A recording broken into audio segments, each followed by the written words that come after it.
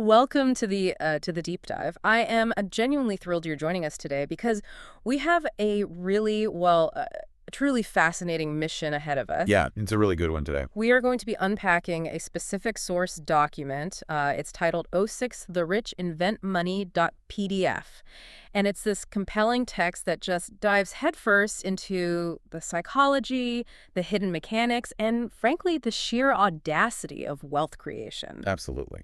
And it's a bold text. It really is, because look, if you are listening to this, you've almost certainly heard the standard, accepted advice for financial success. We all have. Go to school, get good grades. Right. Work hard at a secure job, save a portion of your paycheck, and eventually, hopefully, you'll be able to retire comfortably.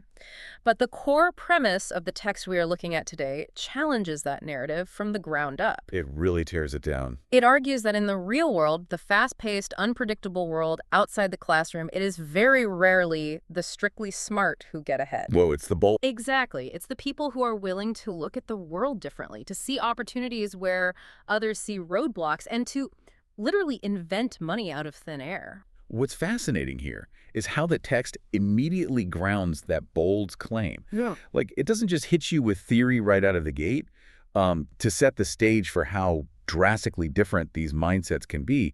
It opens with a brilliant juxtaposition. Yeah, those two stories. Right. It presents a tale of two entirely different realities, Yeah. two different ways of experiencing the world, and two very different outcomes based entirely on how individuals perceive opportunity and risk. The hook of this entire document really revolves around those opening stories, and they set such a powerful tone.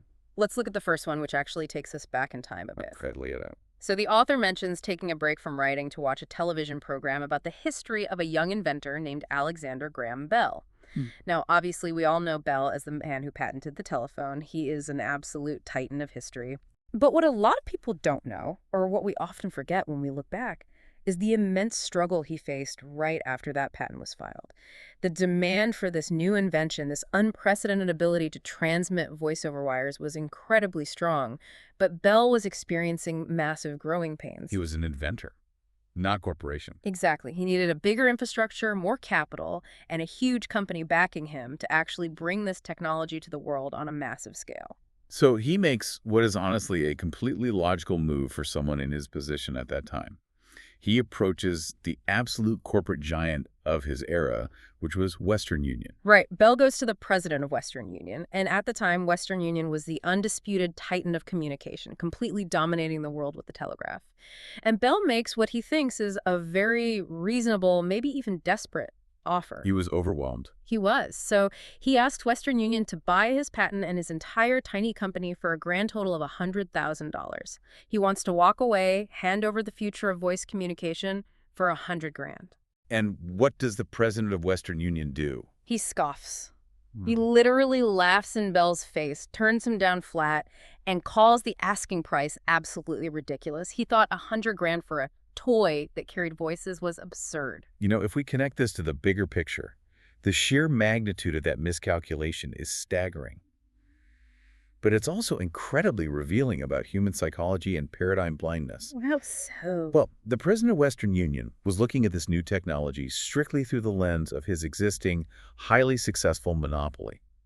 He couldn't see the future. He could only see the telegraph. Right, dots and dashes. Exactly. He saw wires that transmitted dots and dashes, and he just couldn't conceptualize anything beyond that framework. Because of that arrogant rejection, Bell was backed into a corner. He had no other option. He was forced to keep his invention. He held on to it. AT&T was eventually born, and a multi-billion-dollar, world-changing global industry emerged. That one moment of rejection forced a bold inventor to build an empire instead of cashing out early. It is genuinely mind-blowing when you think about the butterfly effect of that single no. But the text doesn't let us just sit and marvel at a historical triumph. It immediately follows this story with a much more sobering modern anecdote. Yeah, this one is heavy. It is. Right after the program on Alexander Graham Bell ends, the author watches the evening news.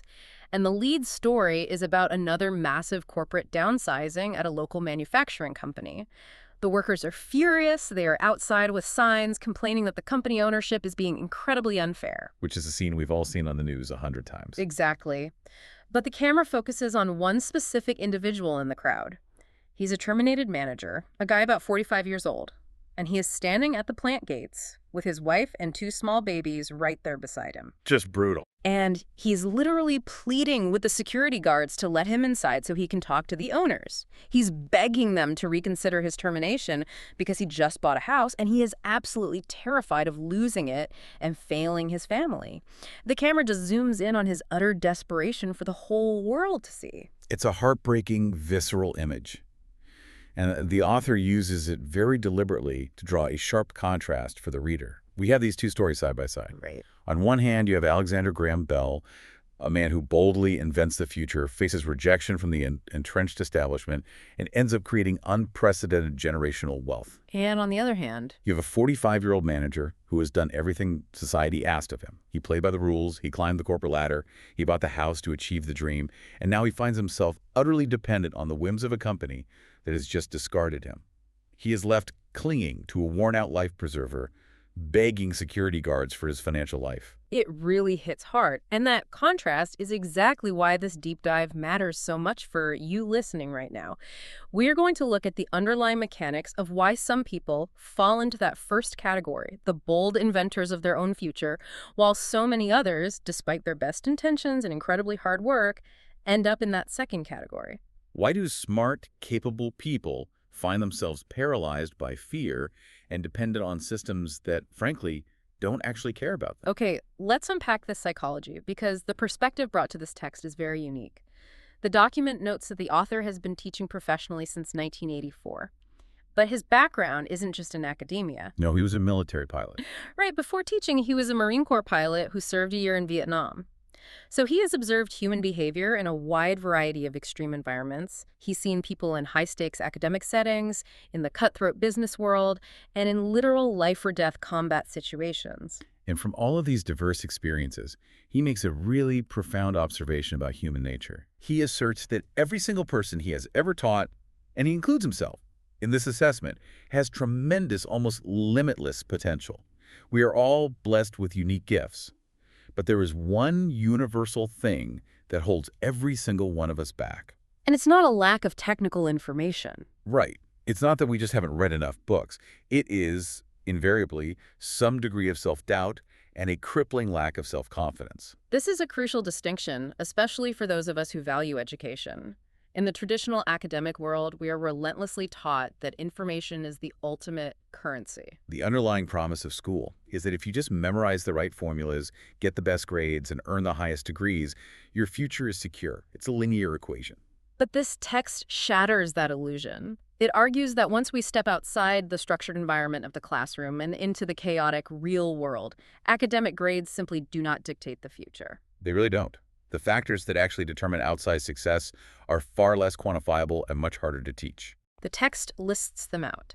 Guts, chutzpah, audacity, bravado, cunning, daring, tenacity, and brilliance.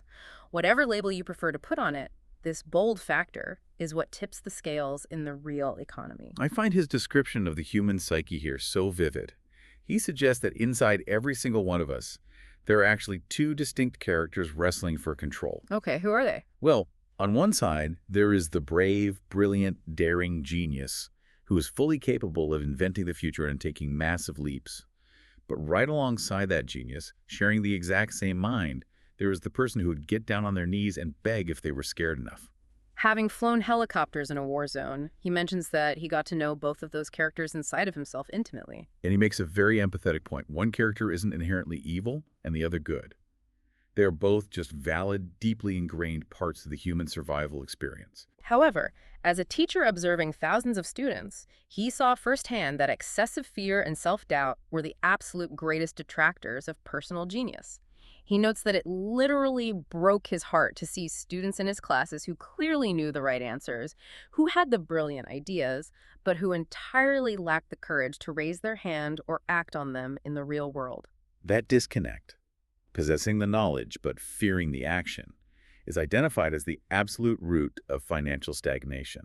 If fear is too strong, the inner financial genius is suppressed. It goes into hiding. So his entire teaching philosophy is built around urging his students to learn how to confront that fear, to take calculated risks, to be bold, and to let their genius convert that fear into actionable power. Now, he freely acknowledges that this concept terrifies a lot of people. Most people, when it comes to the subject of their livelihood and their money, would vastly prefer to play it incredibly safe. Sure, they ask him, why should I bother taking risks? Why go through the stress of developing my financial intelligence when I could just get a safe job? And his answer to that is incredibly simple, but very profound. He says, just to have more options. I love that definition. Financial intelligence isn't framed as just hoarding piles of cash in a vault like Scrooge McDuck.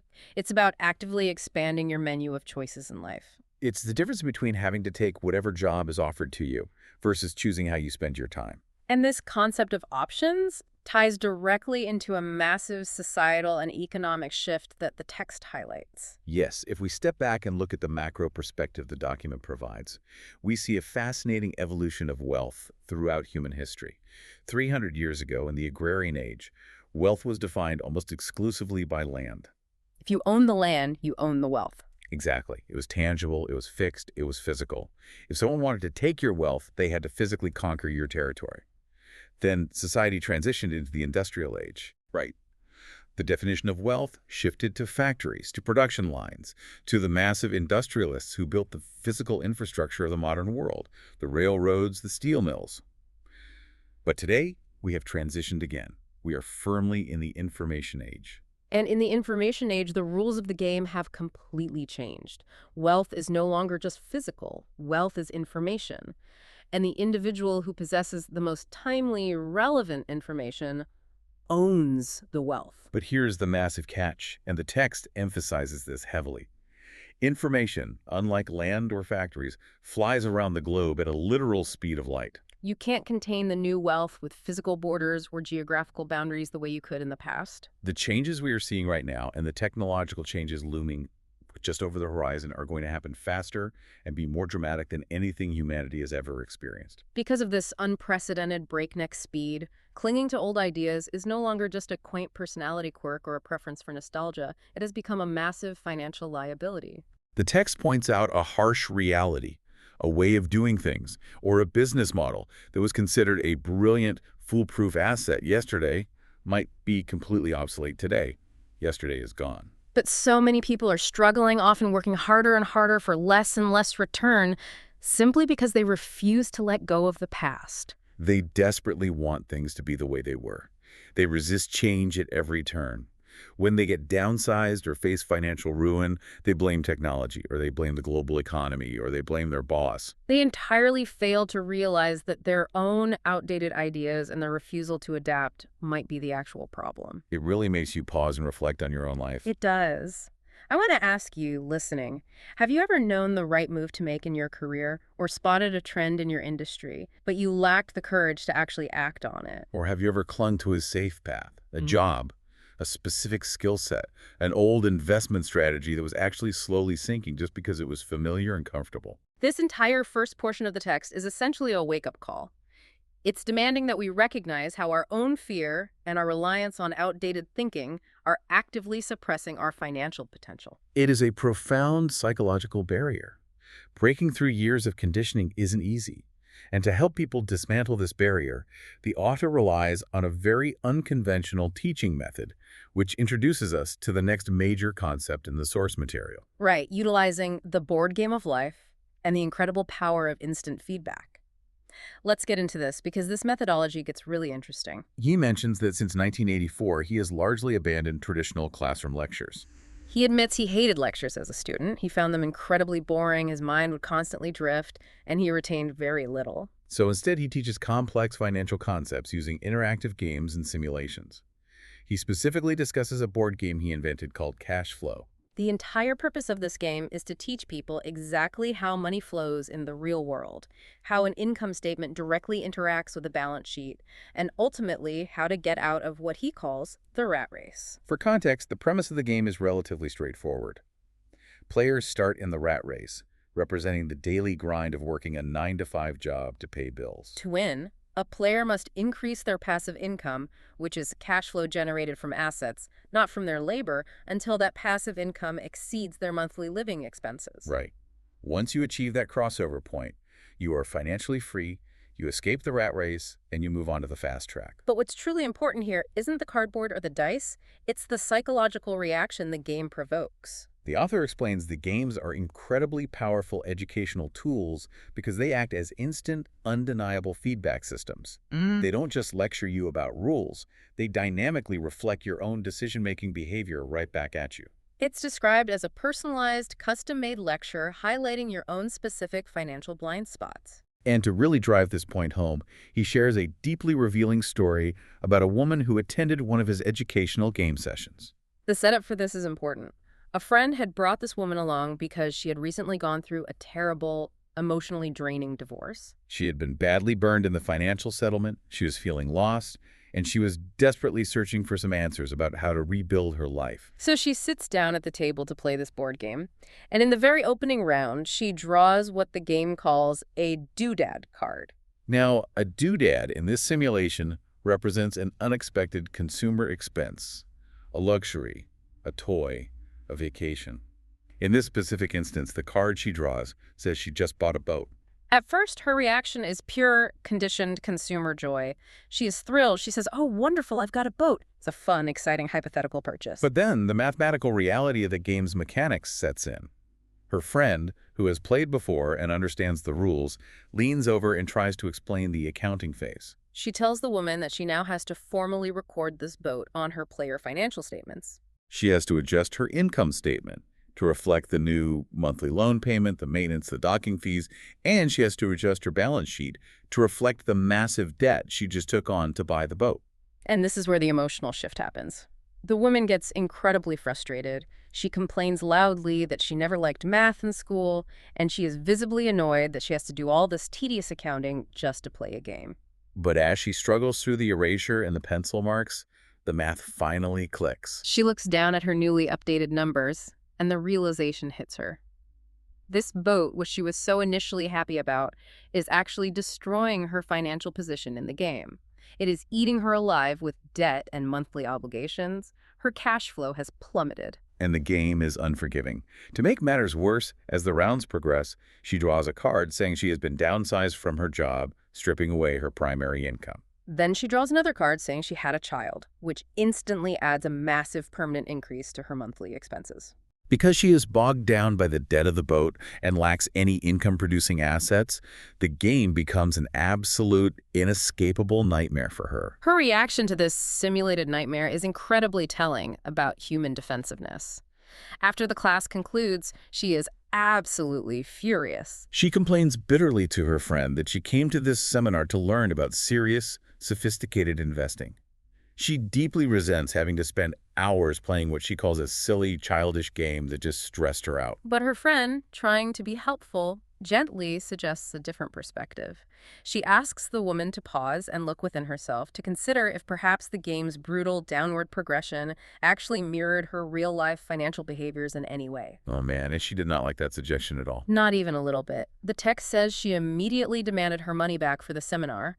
She told the author that the very idea that a piece of cardboard and some plastic game pieces could be an accurate reflection of her personal reality was completely ridiculous and insulting. She got her refund and stormed out of the room. It's a classic flight response when faced with uncomfortable truths.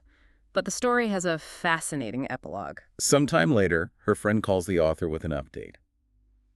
After a significant cooling-off period, the woman had calmed down, reflected on her anger, and had a massive, life-altering realization. The game did perfectly, flawlessly reflect her life. She realized that while she and her ex-husband hadn't bought a literal boat, they had bought absolutely everything else imaginable during their marriage. They had spent 20 years accumulating a massive mountain of doodads, luxury cars, vacations, expensive clothes, toys, liabilities of every shape and size.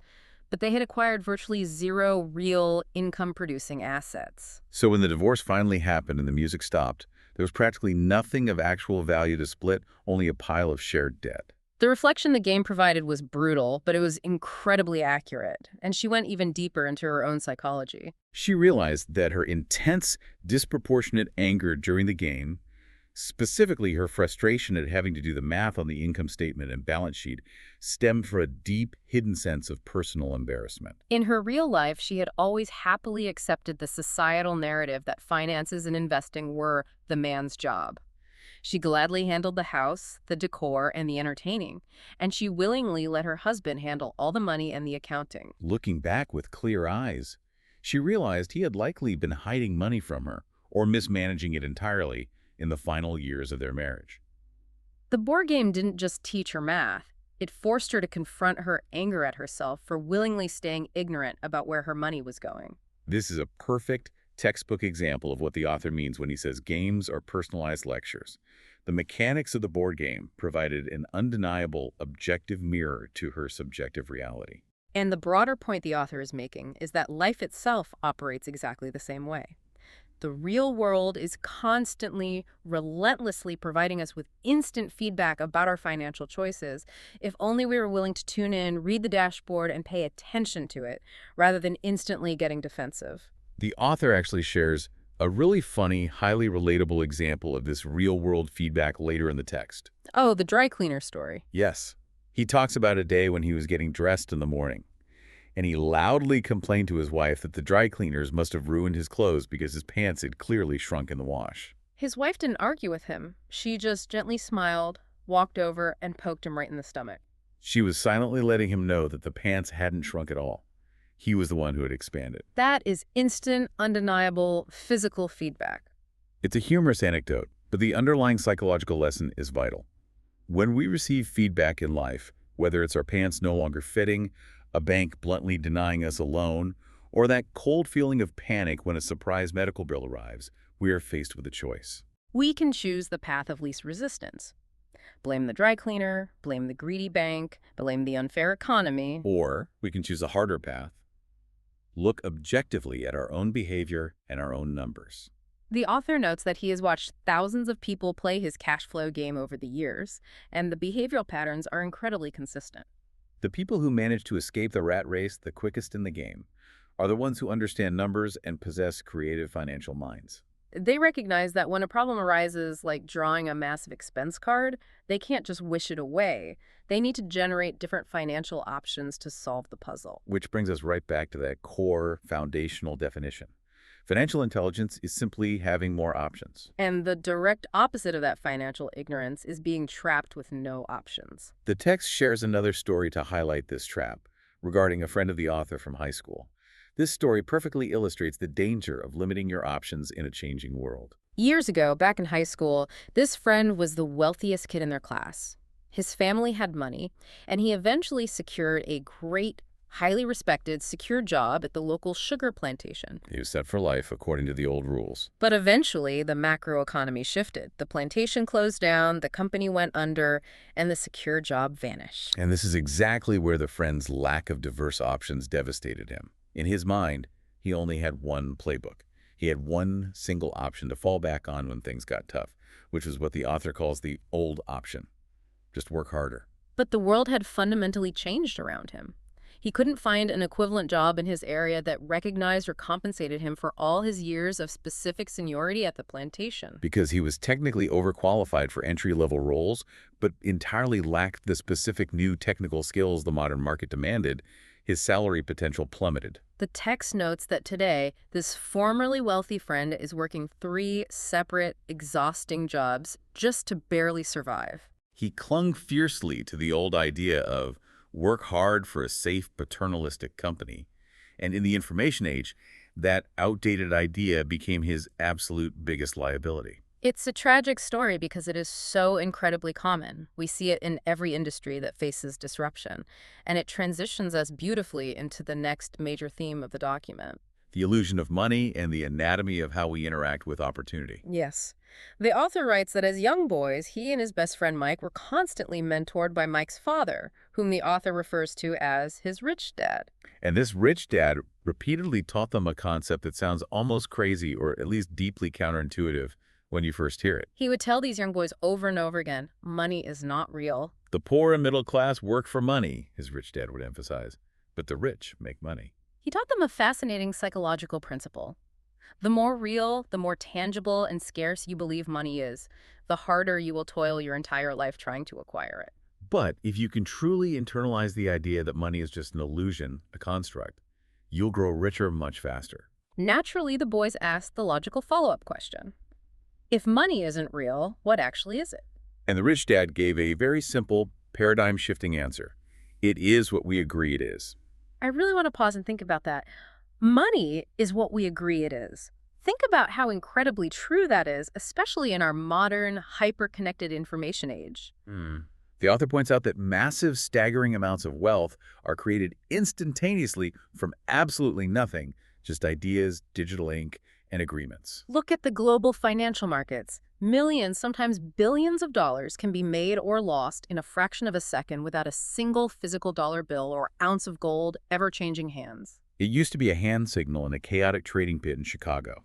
Today, it's a digital blip on a screen flashing from a server in Lisbon to a server in Toronto and back again in milliseconds. A broker makes a phone call to buy, and a moment later calls to sell. No briefcases of cash actually moved across the ocean, only agreements moved. This concept is foundational to the text's entire philosophy. This is why the author boldly asserts that the single most powerful appreciating asset any of us will ever possess is our mind. Not our house, not our 401k, but our mind. If your mind is trained well financially, it has the capacity to create enormous wealth, seemingly out of thin air, simply by recognizing, negotiating, and assembling these intangible agreements. But conversely, the text warns that an untrained mind, a mind that only knows how to trade hourly labor for a fixed wage, can create a cycle of extreme poverty that crushes a family for generations. And a key part of training that mind involves learning how to properly interact with the concept of opportunity. Yes, the author spends time observing how different people handle opportunities, both when playing his board game and in real-life investing. And he identifies three very distinct, often tragic behavioral patterns. Let's look at the first group. These are the people who just sit there paralyzed by caution. They are waiting for the absolute perfect zero-risk opportunity card to magically drop right into their lap. They do nothing proactively. They constantly complain that the right deals never come their way, or that the market is too tough, but they aren't actively seeking them out, educating themselves, or networking. The second group is equally frustrating to watch, perhaps even more so because they are closer to the goal line. These are the people who actually see the right opportunity. They draw the great investment card in the board game, or they see the perfect undervalued real estate deal right in their own neighborhood. But they have no money saved. And because they lack financial creativity and problem-solving skills, they let the lack of immediate liquid cash stop them cold in their tracks. They just shrug and say, I can't afford it. They complain that they would definitely be rich if they just had a bigger bank account, and so they, too, just sit there and let the deal pass to someone else. But the third group he describes is the most common and, frankly, the most tragic of all. The author notes that he knows more people in this third category than all the others combined. These are the individuals who pull the greatest opportunity card imaginable. They literally read the details out loud. They actually have the cash sitting right there in their bank account. The timing in their personal life is absolutely perfect. But they completely, utterly fail to recognize that it is a great opportunity. It is staring them right in the face, flashing neon lights, but because their financial vision is blurry, they pass it by. They can't see how this specific, obscure deal fits into a broader strategic plan to escape the rat race. Then, a year later, they read in the newspaper about how everyone else got fabulously wealthy off that exact same trend or property. And they wonder what happened and blame their bad luck. This perfectly highlights the critical difference the text draws between seeing with your physical eyes and seeing with your mind. Financial intelligence is fundamentally about training your mind to recognize the anatomy of an opportunity before it becomes obvious to the masses. The author poses a series of diagnostic questions to test this intelligence. If opportunities aren't coming your way naturally, what proactive creative steps can you take today to improve your position? If an incredible deal lands squarely in your lap, but you have zero cash and your local bank flatly refuses to talk to you, how many different creative legal solutions can you brainstorm to fund and close that deal anyway? If your intuition fails, the market turns, and a deal goes south, how can you use your knowledge to turn that financial lemon into millions? That is such a vital, empowering mindset shift. Most people, much like his high school friend from the sugar plantation, only know one single blunt force solution to any financial problem. Work harder, try to save a little more from your paycheck, and maybe borrow from a credit card if you absolutely have to. But developing true financial intelligence is about becoming the kind of person who actively creates your own luck. You don't just sit around waiting for the universe to hand you a win. The author uses a brilliant, very relatable analogy here. He says, waiting for the perfect, absolutely risk-free opportunity before you invest is like sitting in your car in your driveway, refusing to start a cross-country road trip until you are 100% guaranteed that every single traffic light for the next 5 miles is perfectly green at the exact same time. It's an impossible standard.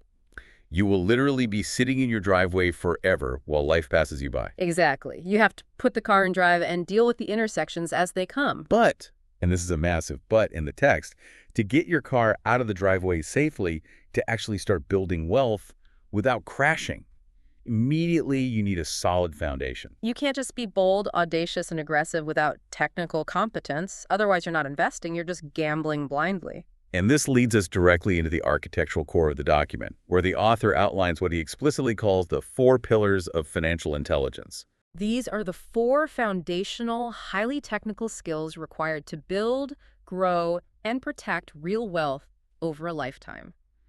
Let's spend some real time breaking these down, because this is the absolute blueprint for everything else we're going to discuss. Okay, pillar number 1 is accounting. Now, I know for a fact that the mere word accounting makes a lot of people's eyes glaze over.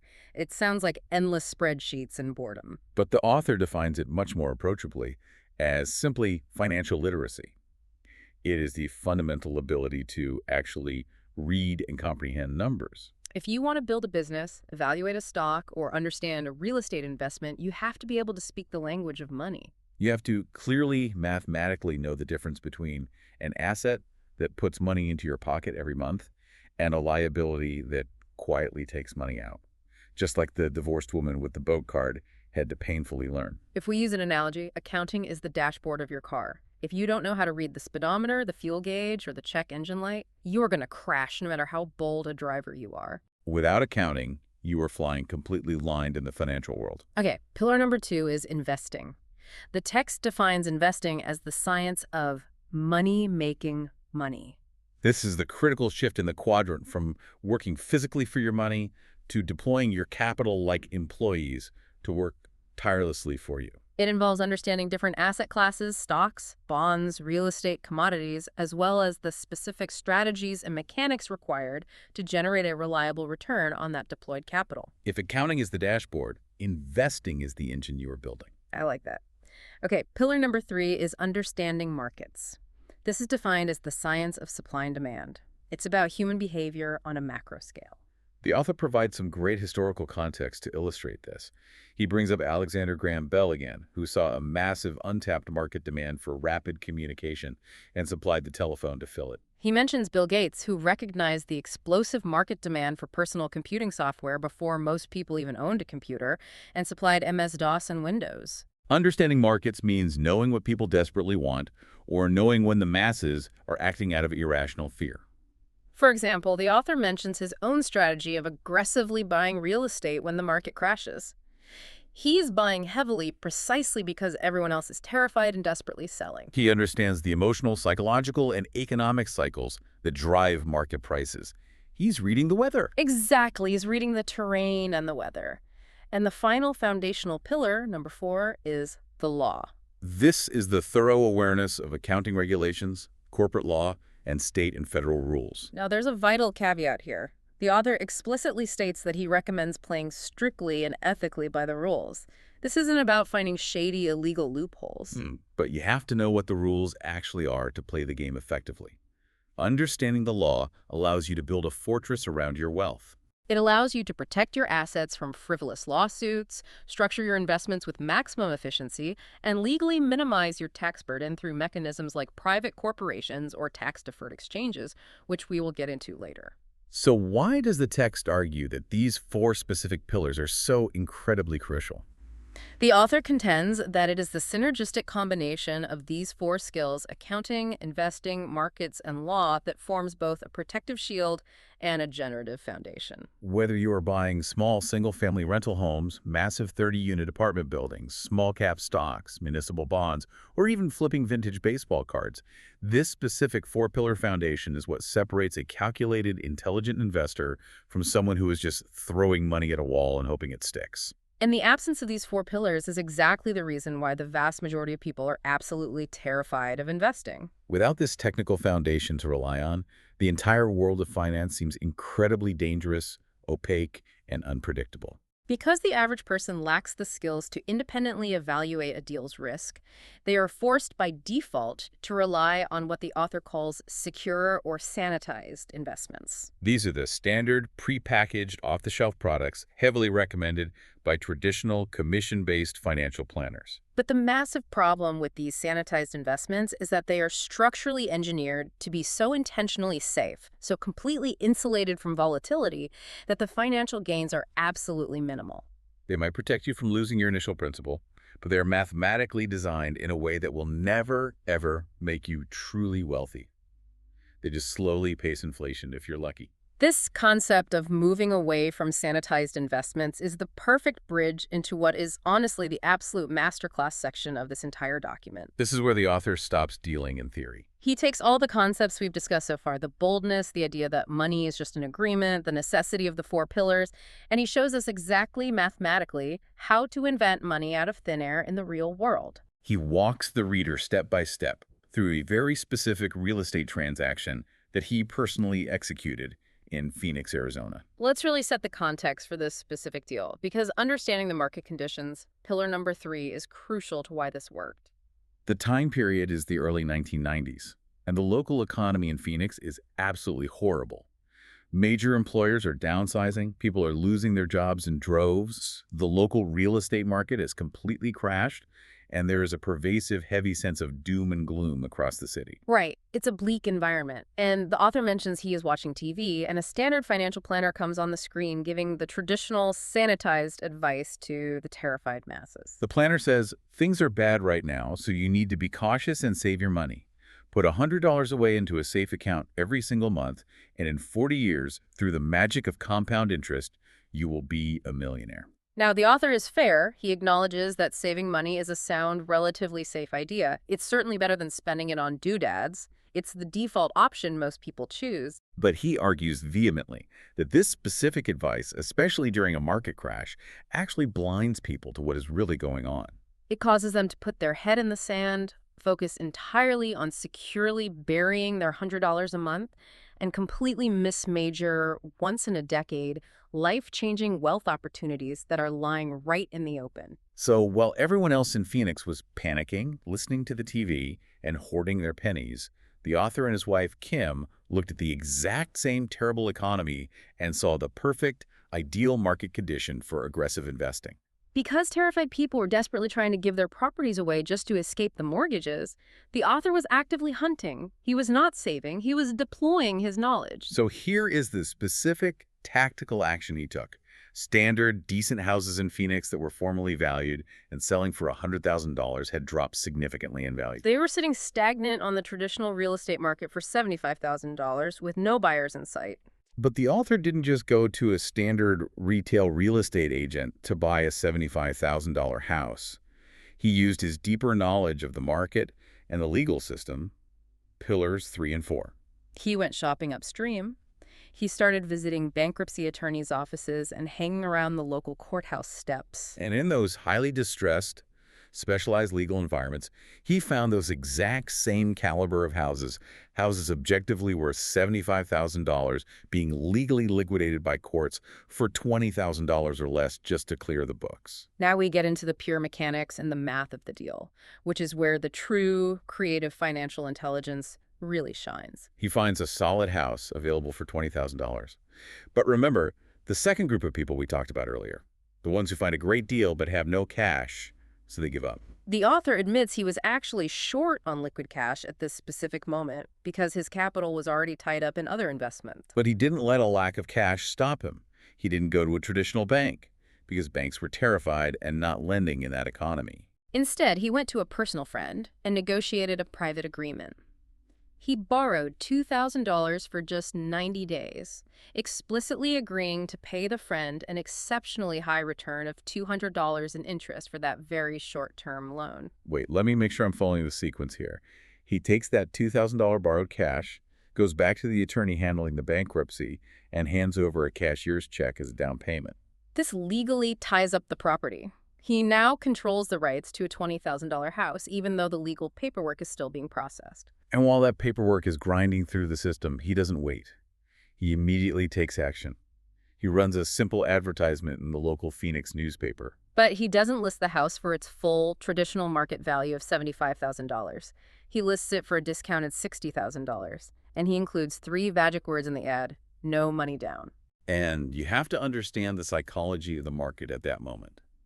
In a deeply depressed economy where average people are struggling to pay rent, let alone save up a 20% down payment for a traditional mortgage, offering a $60,000 house with no money down creates an absolute, immediate feeding frenzy. The text notes his phone rang off the hook. He carefully screens the prospective buyers, and once the property is legally transferred to his name, he lets the best candidates see it. The house sells in a matter of minutes. Okay, here is how the transaction actually closes, and I really want everyone listening to track these numbers because it shatters how we normally think about buying property. He agrees to sell the house to the new buyer, but because it's a no money down deal, he asks the buyer to pay a $2,500 processing fee up front to cover the legal and administrative costs of setting up the unique contract. The buyer gladly pays it because $2,500 is vastly cheaper than a standard bank down payment. The author takes that $2,500 cash. He immediately drives over to his friend and pays back the initial $2,000 loan, plus the promised $200 in interest. His friend is thrilled with a quick return. The new home buyer is thrilled to own a home. The bankruptcy attorney is thrilled the file is closed. And the author is thrilled because he walks away from the closing table with the remaining $300 in his pocket. But that $300 is just the absolute tip of the iceberg. The real magic of this transaction happens invisibly on his balance sheet. Let's do the accounting. He bought the house for $20,000, which is the underlying mortgage debt he now owes to the original lender or court. He simultaneously sold it to the new buyer for $60,000. That is a $40,000 difference. But that $40,000 didn't come to him in a briefcase full of cash. Instead, it was created in his asset column in the form of a legal contract called a promissory note. For those who might not be familiar, a promissory note is essentially a legally binding IOU. The new buyer signed an agreement stating they will pay the author that $30,000 difference over a period of 30 years at a 10% interest rate. This is the exact, literal definition of inventing money. Let's look at the return on investment, or ROI, because it breaks standard financial models. The author borrowed the initial $2,000 feed money. He completely paid it back out of the buyer's processing fee. So technically, mathematically, the author has exactly $0 of his own personal money left in this deal. Yet he successfully created a $40,000 legal asset that pays him 10% interest every single year. Because he has zero of his own money in the deal, his ROI is technically infinity. He used his mind, his understanding of market conditions, a legal agreement, and a few hours of his time to create a massive cash-flowing asset out of absolutely nothing. And he didn't just stop at one clever deal. Recognizing the power of the system during this depressed market, he and his wife executed this exact same, relatively simple transaction 6 different times in their spare time. The text states it took them about 30 hours of total active work to find the deals, run the ads, and manage the paperwork. Through those 6 identical deals, they created $190,000 in paper assets, these promissory notes, which reliably generated roughly $19,000 a year in passive mailbox income. And because he thoroughly understands pillar number 4, the law, that income doesn't just go into his personal checking account to be heavily taxed. It is sheltered and managed through a private corporate structure which allows him to legally pay for legitimate pre-tax business expenses like company vehicles, business travel, health insurance, and board meetings before the government ever gets a chance to tax the remaining profit. 30 hours of work to invent $190,000 in assets and $19,000 a year in cash flow. It's staggering. Now, when average people hear this story, their very first conditioned reaction is often fear and skepticism. They immediately ask, but what if the new buyer loses their job and stops paying the note? The author's response to this is brilliant. He says, that's actually great news. If the buyer defaults, he simply uses the legal system to foreclose and take the house back. Because the market is slowly recovering, he then sells it again, maybe this time for $70,000. He collects another upfront processing fee from a new buyer, and creates a brand new, even larger promissory note. The wealth-generating cycle just continues and compounds. If we step back and connect the specific masterclass to the bigger picture of the text, the author is presenting the reader with a very stark, unavoidable choice between two distinct life options. Option 1 is the standard, widely accepted advice we discussed earlier. Work incredibly hard at your demanding job. Pay roughly 50% of your total income in various taxes, income, payroll, property sales. Try desperately to save whatever meager amount is left over after living expenses. Put those precious savings into a sanitized, prepackaged mutual fund earning maybe 5% interest, and then get taxed again on that 5% capital gain. If you factor in the math on option 1, you have to ask yourself, how many grueling years or decades would it take the average working person to save a clear $190,000 after taxes under that traditional model? It's honestly depressing to even think about the math on option 1. It requires a lifetime of sacrifice. And then you have option 2. Choose to take the time and energy upfront to actually develop your financial intelligence. Learn the nuances of the 4 pillars. Harness the sheer creative power of your brain to recognize opportunities and structure agreements, and use 30 hours of your spare time to literally invent $190,000 in tax-advantaged assets. When presented with this stark reality and these clear numbers, the author notes he frequently encounters massive, almost hostile resistance from people. They throw up immediate defensive walls. They tell him things like, "You can't do that here in my specific city, the laws are different," or "That sounds way too good to be true, it has to be against the law," or simply, "You're lying, that didn't happen." But the text argues that these objections are purely psychological defensive mechanisms. They stem entirely from a lack of understanding of the 4 pillars. When you break it down, the math he uses to evaluate the deal isn't complex calculus. It's basic elementary addition and subtraction. The complex legal work isn't done by him. It's handled by a professional title or escrow company that he hires. He doesn't go over to the house to fix toilets or patch the roof because he legally holds the paper note, not the physical property itself. The new owner is responsible for fixing their own roof. Right. When people say, "I can't do that," what they really mean, truthfully, is, "I don't know how to do that yet." And the author stresses that he isn't sharing this specific Phoenix story just to brag about his own wealth. He is trying to forcefully demonstrate how mechanically simple wealth creation can be when you finally acquire the right vocabulary and perspective. And once you master these relatively small, simple transactions, you can begin to apply the exact same principles on a much larger stage. Which leads us to explore the next major theme of the text: the 2 fundamentally different types of investors in the world and the art of scaling your wealth. The concept of scaling is vital because it shows how wealth actually compounds over time. The author shares a personal chronology of how a very small initial seed investment can systematically grow into a massive multi-million-dollar asset portfolio. He traces the origin back to when he was casually jogging through a neighborhood in Portland, Oregon during another localized economic downturn. He spots a cute little gingerbread-style house that looked abandoned. It had been sitting on the market forever. He tracks down the owner, who is deeply distressed and desperate to sell just to get rid of the headache. The official asking price is $65,000, but utilizing his market knowledge and negotiation skills, the author buys it for just $45,000, putting a mere $5,000 down in cash. At first glance, this isn't a glamorous, get-rich-quick deal. He rents the little house out, and after paying the monthly mortgage, taxes, and maintenance expenses, he pockets a measly $40 a month in positive cash flow. It's barely enough to notice. But the key is that he holds the asset securely. A year later, the macro market rebounds significantly. Wealthy investors from California begin flooding into the Oregon market looking for property, driving prices up. He capitalizes on this demand and sells that little gingerbread house for $95,000. He makes a solid $40,000 capital gain on his initial $5,000 investment. But here is where pillar number 4, the law, becomes his greatest weapon. Instead of taking that $40,000 cash profit, putting it in his bank account, and paying massive capital gains taxes to the government, he utilizes a specific section of the tax code called a 1031 tax-deferred exchange. For those who haven't heard of it, a 1031 exchange is a legal mechanism that essentially lets you swap one investment property for a new one. If you follow the strict rules, it allows you to defer paying any capital gains taxes on your profit and roll 100% of your equity directly into the next larger deal. Exactly. The government tax code actually incentivizes you to keep your money invested in the economy.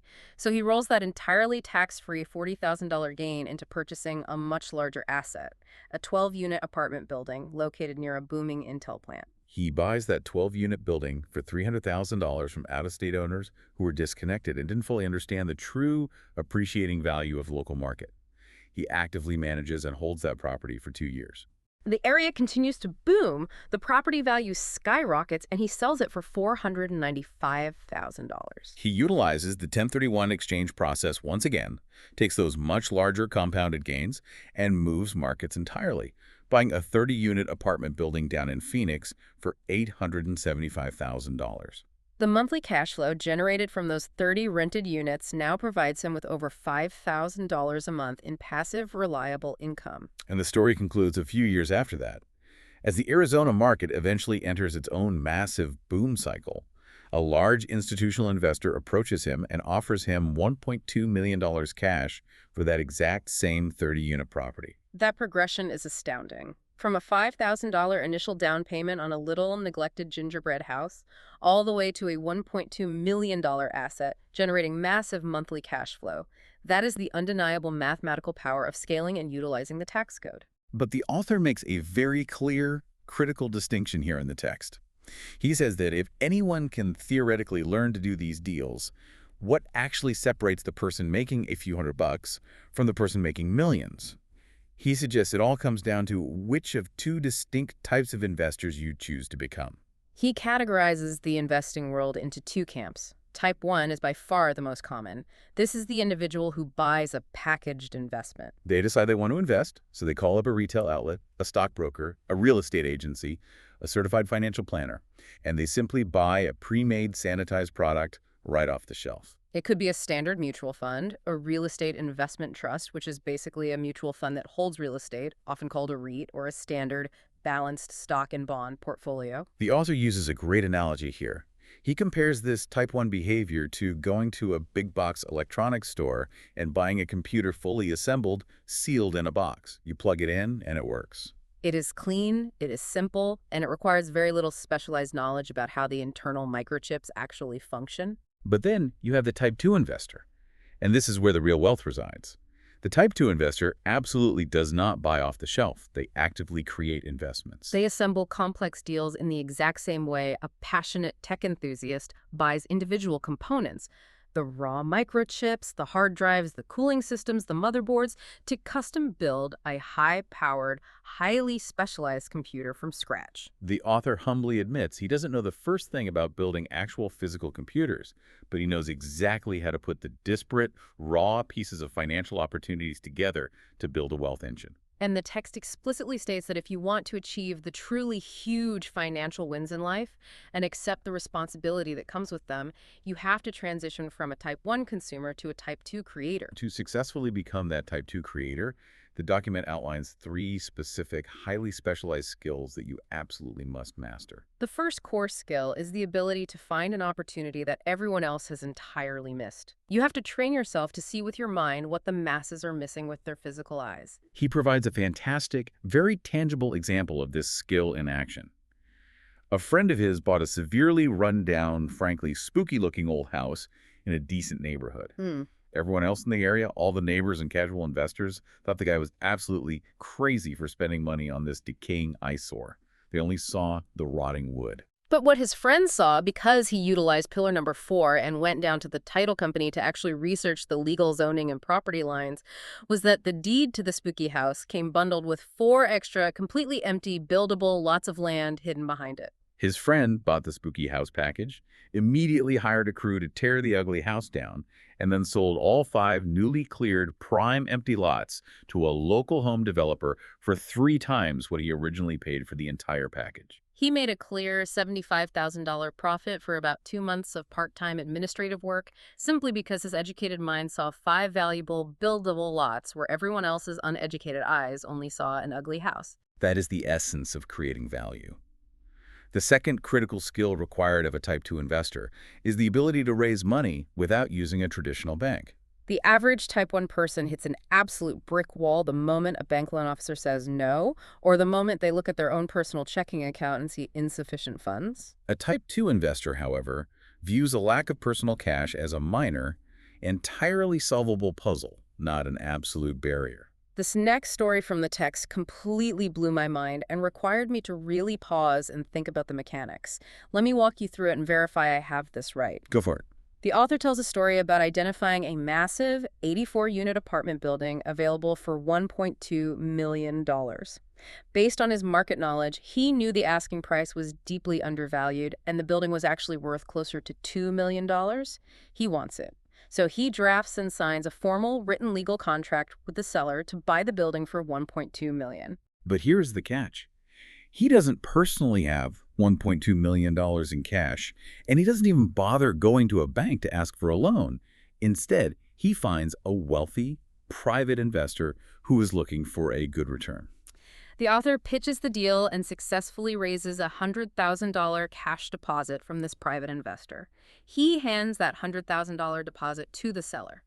According to the contract law they signed, that deposit legally buys the author 90 days to close the final deal. Exactly. He has secured legal control of the asset for 90 days. But here is the genius pivot. Right. He never even tries to raise the rest of the $1.1 million to actually buy the building. Instead, he goes right back to the original wealthy investor who put up the $100,000 deposit. And he says to him, "This is an incredible deal. It's worth $2 million. I will sell you my legal position, my rights to this specific contract for a fee of $50,000. The wealthy investor looks at the math, realizes it's still a massively profitable deal for him, pays the author the $50,000 fee, and formally takes over the incredibly lucrative contract. The author simply walks away from the table. Let's summarize that. He didn't buy a building. He didn't fix a toilet. He essentially created, controlled, and then sold a piece of legal paper. He made $50,000 in personal profit in just 3 days, using absolutely none of his own money, 0 traditional banks, and relying entirely on his deep understanding of contract law and true market value. It is a masterful demonstration of assembling agreements, and it leads perfectly into the third and final necessary skill of a Type 2 investor, the ability to organize smart people. A brilliant Type 2 investor recognizes early on that they don't have to be the smartest person in the room. In fact, they actively avoid it. They deliberately hire and build a team of advisors, professional accountants, tax strategists, and specialized lawyers who are vastly more intelligent and formally educated than they are in their specific domains. They leverage other people's academic intelligence to protect and grow their own wealth. The overarching synthesis lesson from all of this is profound. It is what you genuinely know, your financial intelligence, that constitutes your greatest, most reliable wealth. And conversely, it is what you do not know that poses your absolute greatest financial risk. Which brings us to our final major topic of this deep dive, which the document outlines as reframing risk, failure, and the tennis match of wealth. When average people hear stories about flipping $1.2 million legal contracts or buying distressed assets out of bankruptcy court or leveraging promissory notes, their immediate, visceral reaction is always, "That is way too risky. I could lose everything." But the text presents a fascinating, almost paradoxical philosophy on how the author strategically structures his entire financial life to actually manage, contain, and systematically mitigate that inherent risk. He doesn't ignore risk. He builds a system around it. He describes using a very specific, deliberate, two-pronged barbell approach to his overall portfolio.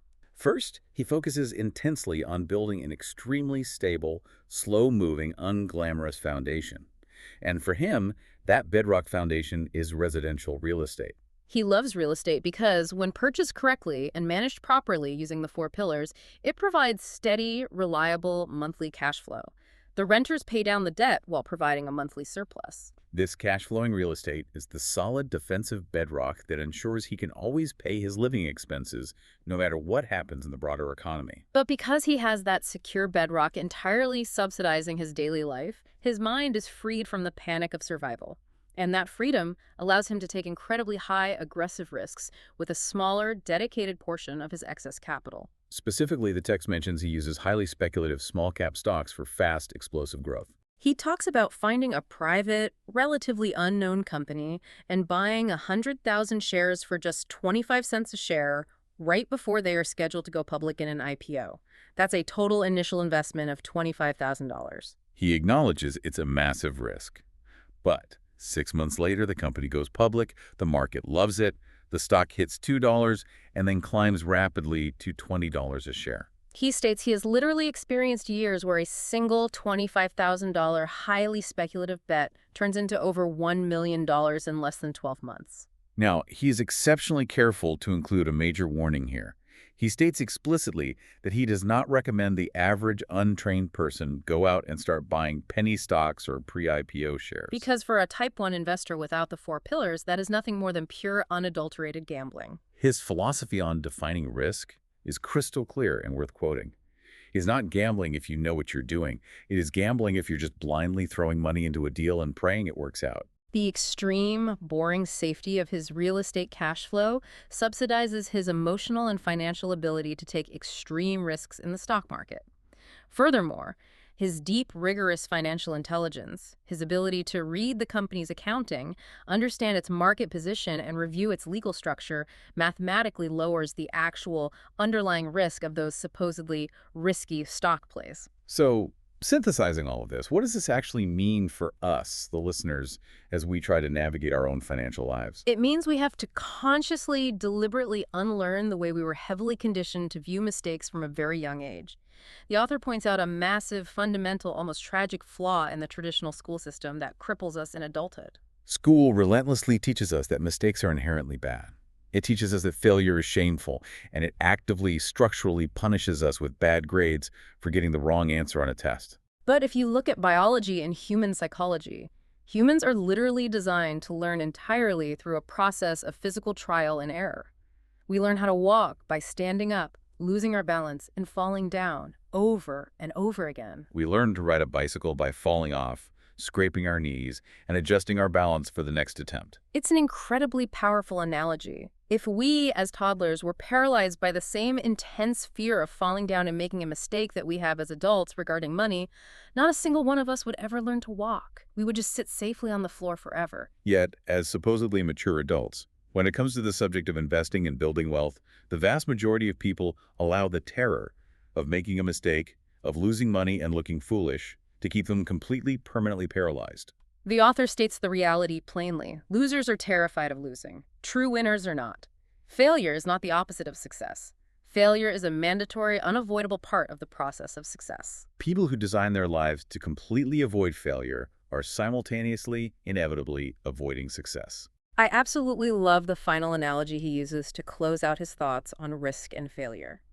He says he views the entire process of investing and making money exactly like playing a competitive game of tennis. He goes out onto the court, he plays as hard as he can, he inevitably makes mistakes, he hits the ball into the net, he double faults.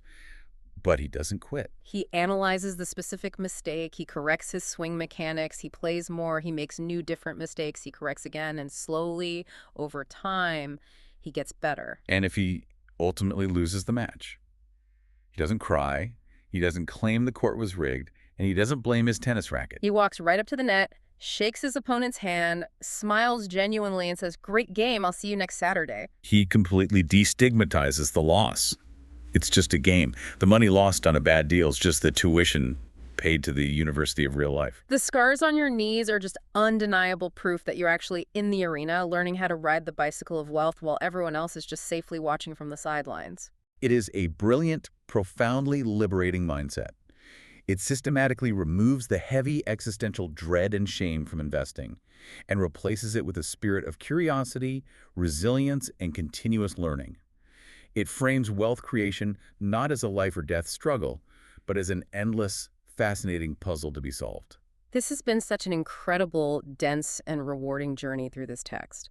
Let's do a quick, high-level summary of the mission we originally set out on today to make sure we've captured the core lessons. We learned that outsized wealth isn't a reward reserved solely for raw academic intelligence or perfect grades. It is ultimately a reward for boldness and action. It's about taking the time to acquire the technical financial vocabulary, specifically mastering those 4 pillars of accounting, investing, markets, and law, so that your mind can actually recognize the lucrative opportunities that are already sitting right in front of you disguised as problems. It's about making the difficult, conscious shift in your mindset from being a Type 1 consumer, passively buying packaged investments off the shelf and praying they go up, to becoming a type 2 creator, actively assembling the pieces of the puzzle yourself to invent value. And above all, we learned that the ultimate goal of increasing your financial IQ isn't just to hoard piles of money to buy more doodads. It is simply to give yourself options, the freedom to choose how you live in a world that is changing faster and more ruthlessly than ever before. As we synthesize all of this raises a really important question, something for you to deeply mull over as we wrap up this session. We've spent this entire time exploring the profound idea that money is not real, that it is merely an illusion, a series of agreements, a social construct that we all choose to participate in. And we've seen clearly how type 2 investors create immense generational fortunes simply by tearing down old, inefficient agreements and creatively assembling new ones. So let's connect this high-level theory directly to your everyday reality. If literally everything in the financial world is just a negotiated contract, what happens if we begin to view the standard traditional 9-to-5 job not as a fixed, unavoidable law of nature, but merely as one highly inefficient packaged agreement? Think about it. In a standard job, you are trading your absolute most valuable, finite, non-renewable asset, your time and your life energy, for a fixed, heavily taxed amount of illusion called money, all under terms strictly dictated by someone else.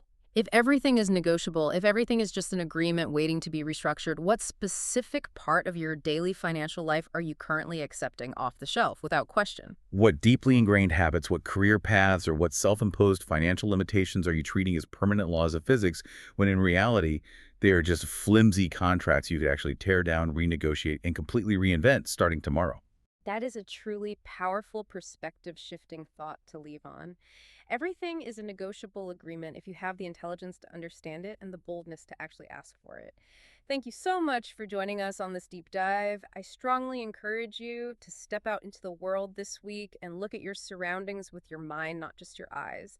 Look for the hidden agreements behind the transactions, embrace the brutal feedback life gives you, don't be afraid to scrape your knees on a new venture, and most importantly, remember to enjoy playing the game. We will see you next time.